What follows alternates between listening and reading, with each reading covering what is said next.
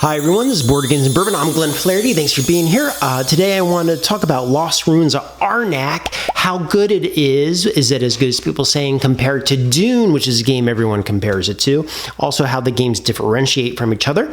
And day drinking today is brought to you by Woodford Reserve Double Oak. Now this is a heavy whiskey here, very viscous, good for a nice talk on a leather couch with a friend. You're going to have hints of cola in there, a little bit of char on the back end. Very much harkens back to Woodford Reserves if you like the regular one, which I believe is Obama's favorite whiskey, I heard at one point. But this one was a gift. Double oaked, 45.2% alcohol, a good sipper if you want it. That's a keeper. Give that a try. Now, Lost Ruins of Arnak, I guess really the way it comes up is, should I spend my money on it and should I get it for solo? Well, okay, the thrust of the game, right, is you're trying to get points. You're going to get 2 workers and you're trying to move it up this really beautifully designed board. So you're either trying to unlock locations, switch resources, build a hand of cards that, like a lot of deck builders, start out weak, but they become more powerful the better cards you get. And there's also a track you're trying to move up. So the two secondary things you're trying to do in the game are get cards, because cards will give you powers, but also they're worth points. And the other secondary thing is moving up this track that gives you points. It unlocks other rewards and sometimes gives you a helper, which is like a little ability that can help you do something unique that other people can't and maybe aims you towards other cards. But the real thrust of the game is visiting locations. You visit some base locations here that give you rewards, and you take those rewards and you try to unlock further locations. The further locations are going to give you really good rewards, and then they have bosses come. And the key to winning the game is defeating those bosses. You absolutely must defeat those bosses on the same turn you go to a location, or you do not have a shot at winning the game. Now, what that tells me is one of two things. Okay, either there's a best way to win the game, or there's one path to win the game. They're probably both the same. I've tried other ways. I've tried to just go up the temple. It doesn't work. You have to defeat it. So in a certain degree, this game is superficial. It's a light to mid Euro, so I would say think of Stone Age and kind of complexity. And a lot of that decision making is a pretty one-dimensional. You know, I need something. I'm going to go to this location here. I'm going to get that thing. Okay, I need this thing because I want to go there. Now I'm going to go there and put it down. A lot of the interesting things about manipulating cards or exchanging things is going to come from going to the market over here. And how do you get these cards from the market? You do that by trading in other resources. Now, the game itself is a beautiful looking game. The art is fantastic. The cards are designed really, really well. This right here is called an aeroplane card. Beautiful card on it.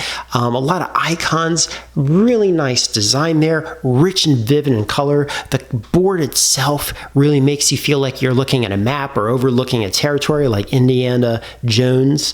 The components are awesome. Big red jewels, blue arrowheads, crumbly looking little tablets, compasses that actually look 3D, like the little ones you buy at an adventure store that you put in like shoelaces and stuff like that. The monster card art is really cool. They're called Guardians, and they depict what can go on.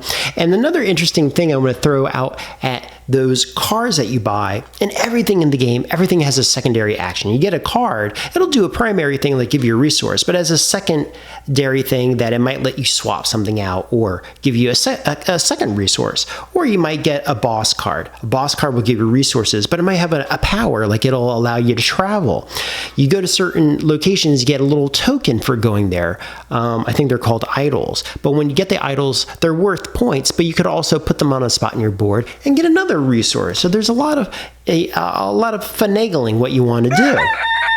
Compared to Dune, this does some things better than Dune. Dune is a more complicated game. It has more levels of complicated decisions, right? So this game here is pretty superficial with just one level of doing things. Go to spot, get it, and trade it in.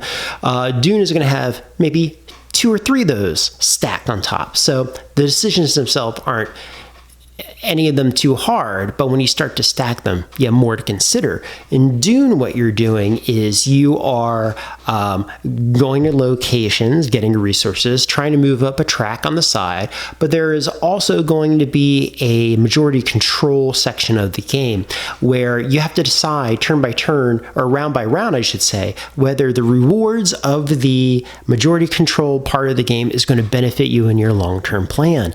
In both games, you are trying to decide the overarching goal of the round, and you're trying to get there by the end of the round.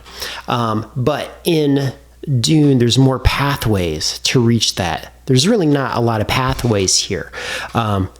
If you're going to go to a location, you got to be able to defeat that boss. Now, you're not going to know what the boss says until you flip over the boss card and you see what it requires. Like this one here says, to defeat this boss,